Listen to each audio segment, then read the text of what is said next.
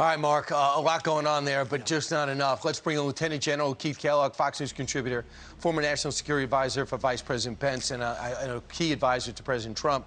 First off, General, your response to the fact that when in trouble, we give Poland missile defense, we never gave Ukraine missile defense, and we can't find a way to get the 1980s MiGs into Ukrainian hands.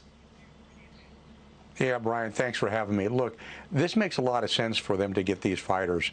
The MiG-29 is a fourth-generation fighter. The Poles have got about 29 of them, and it would make a lot of sense to me to give them somehow, and be creative how you do it, get them to them, because then it obviates the need for a no-fly zone from NATO or from the UN or anybody else, because you can actually team these aircraft up.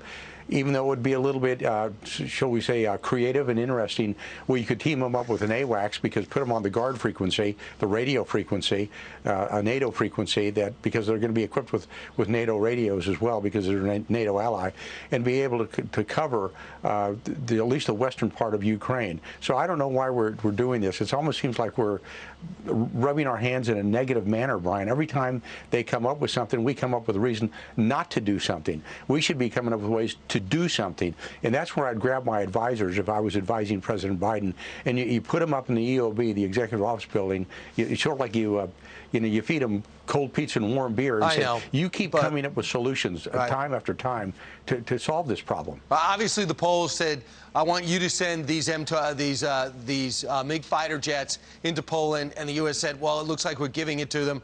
Are we that worried about the Russians? They can't handle the Ukrainians. They're going to go start fight a war with the Poles because they want to give them some old jets? I mean, can we just be a little bit bold for a change? So let's take a look, if we can, General. I know you actually do this. I hope people listen to you, because you also have about 4 or 5 great ideas that we're not doing. But let's take a look at the big map, if we can, and we see where most of the fighting is taking place. Obviously, the red area is Russia occupied. The arrows is where the Russians are moving. And if I can, it looks like where we just had Benjamin Hall, it looks like they're trying to encircle Kyiv, but they're always trying to encircle Kyiv. What's next for them? Well, look, Brian, the center of gravity, the most important thing they've got to do is they've got to somehow take Kyiv. They've got to decapitate the government. And that's a term that's used to basically replace the government, because Zelensky's becoming Churchillian. He's standing up to them. He's standing up to Putin. He's being very dramatic and very forceful in his language. So they've got to cut him out, and they've got to somehow take the capital city.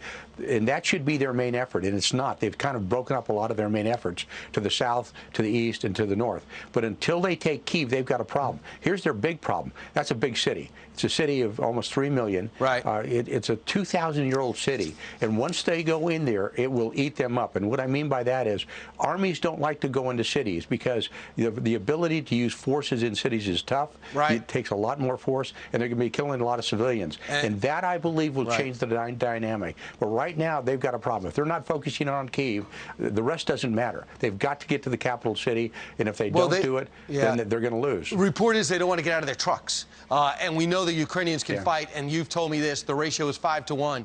You have you only need 1 for every 5 of an invading force to protect them, and plus, you know, the Ukrainians are motivated. I'm shocked we're not talking about it in Odessa. They told us this was going to happen over the weekend. I am shocked they're not moving to try to take a city besides Kherson. What do you think is happening? Like, why did they bypass, for the most part, Kharkiv? Why are they focusing there? Why didn't they move further in the south, where they more experienced forces are? Yeah, look, here's what I'm going to put it in kind of simple terms. If this was a fight and you were on a scorecard, the Russians are losing this fight. And they're now seeing that they've got a real problem, because Odessa is their 3rd largest city.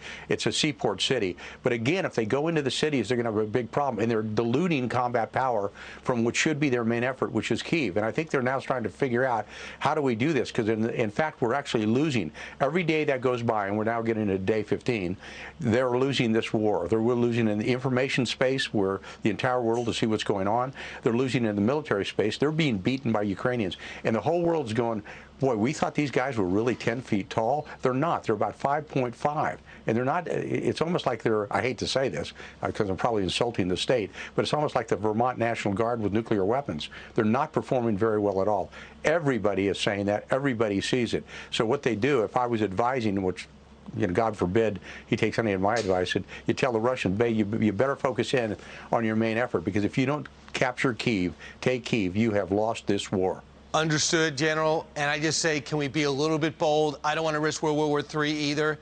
But when you see that guy sitting there addressing Parliament, U.S. Senate, and just asking for help, and we won't even give him old jets, it is pathetic. Yeah. Especially, you really think they're going to go invade Poland when they can't take a small city in the Ukraine? It's unbelievable. What happened to our spine?